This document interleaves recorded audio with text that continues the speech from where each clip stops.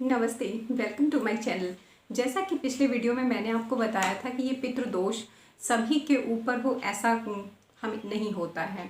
कभी कभी किसी के ऊपर पितृदोष होता है, किसी के ऊपर नहीं होता है। पितृदोष उसी के ऊपर होगा जिसके पितृ असंतृप्त होंगे। जिसके पितृ संतृप्त होंगे उसके ऊपर पितृदोष क्यों रहेगा। तो बहुत सारे लोग होते हैं वो नहीं जानते कि हम कैसे पहचाने कि मेरे ऊपर पितृदोष है या नहीं।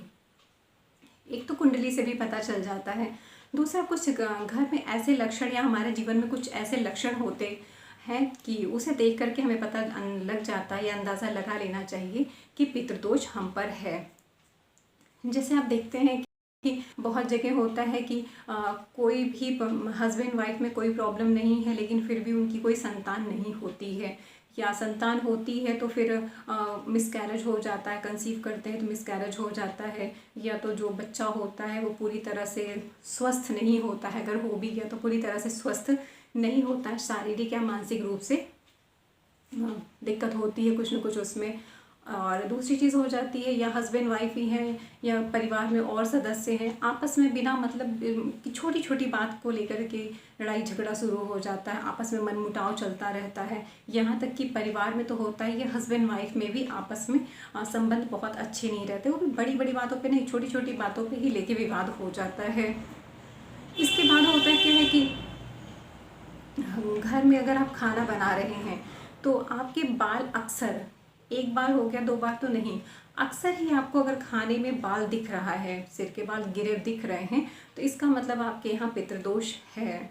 दूसरी चीज़ होती है कि कभी कभी आप घर में रहते हैं, आपको जैसे महसूस होता है कि मेरे आसपास कोई है, कभी कभी होता है कि आसपास कोई है या पीछे कोई है, या घर में कहीं है तो आपको अजीब सा भयावह जैसा लगता है कुछ बिना किसी कारण के।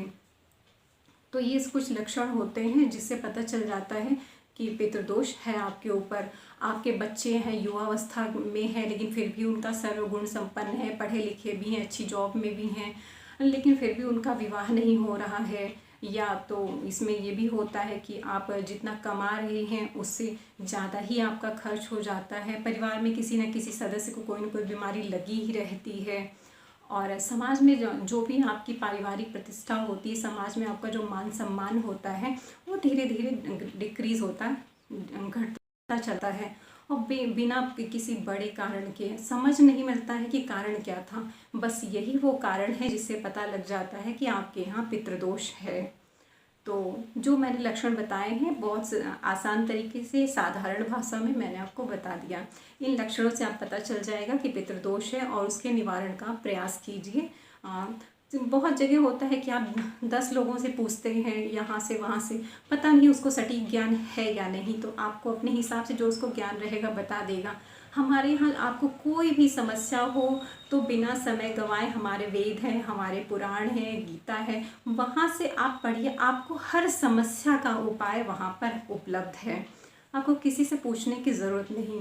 हाँ, आजकल होता क्या है कि लोग अदर जितने रिलीजन हैं उनमें जितने हो, चाहे क्रिश्चियन हो चाहे मुस्लिम हो, सभी अपने ग्रंथों को पढ़ते हैं, लेकिन हिंदू धर्म में ये कमी हो जाती है कि कमी तो निकालने सब आ जाते हैं, हाँ में हाँ मिलाने आ जाते हैं। कितने लोग हैं जिन्होंने गीता पढ़ी है, कितने लोग हैं जिन्होंने वेदों का अध्ययन किया है, कितने लोग हैं जिन्होंने पुराणों का अध्ययन किया है। अगर बहुत लोग कहते हैं कि मेरे पास समय नहीं, समय 24 घंटे सबके पास होता है, उसी 24 घंटे में लोग बहुत कुछ कर जाते हैं और बहुत लोग अपना निरर्थक समय बर्बाद कर देते हैं। 24 घंटे कम नहीं होते हैं, बहुत होता है, 24 घंटे होते हैं। तो आप समय निकाल के थोड़ा ही पढ़िए, किसने कह रखा है कि आप 1 महीने में पूरा ख़त्म कर डालिए, थोड़ा थोड़ा करके पढ़िए। तो कोई भी समस्या हो तो आप गीता पढ़िए, आपको सारी समस्या का बिल्कुल साधारण सा उपाय है, सटीक उपाय है, आप भ्रमित मत होइए। और मेरा वीडियो आपको कैसा लगता है आप ज़रूर कमेंट करिएगा और सब्सक्राइब ज़रूर करिएगा। अगले वीडियो में मैं कुछ उपाय भी लेके आती हूँ कि कैसे पता चलेगा कि आपके घर में जो लोग मृत हुए हैं वो पितृ बने हैं या तो प्रेत योनि में ही अभी भ्रमण कर रहे हैं। नमस्कार।